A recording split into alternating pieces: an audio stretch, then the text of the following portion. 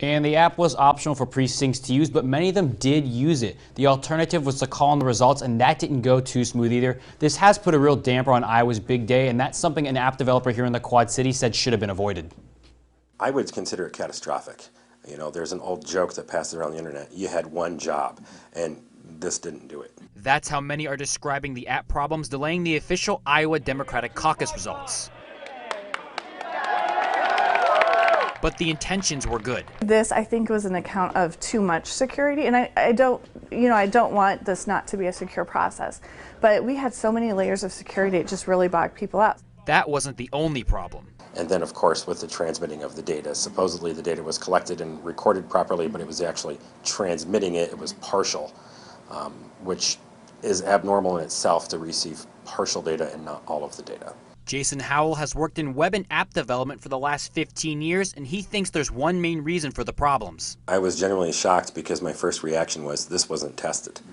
This looks like it's still in development, and I was very surprised that they were able to release something with very little testing. When it comes to apps, Howell says testing is everything, and he thinks there were warning signs from the beginning. I did see that the app was delivered to people through a system called Test Ferry, which is for developmental. That's not something that you would use normally in a production environment, distributing apps out to the public. Apps like this also take a while to make. I would guess at least a year. He thinks the time put into this app was much less than that because the company that developed it, Shadow Incorporated, was launched just over a year ago.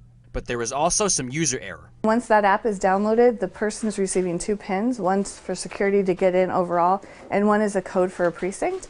I think that's where a lot of the confusion happened, is they were switching those pin numbers around. And the Democratic Party thinks fixing that can also prevent this from happening again in the future. We have to remember that if we are doing that, we need to really focus on training and keeping people aware of those steps well ahead of time.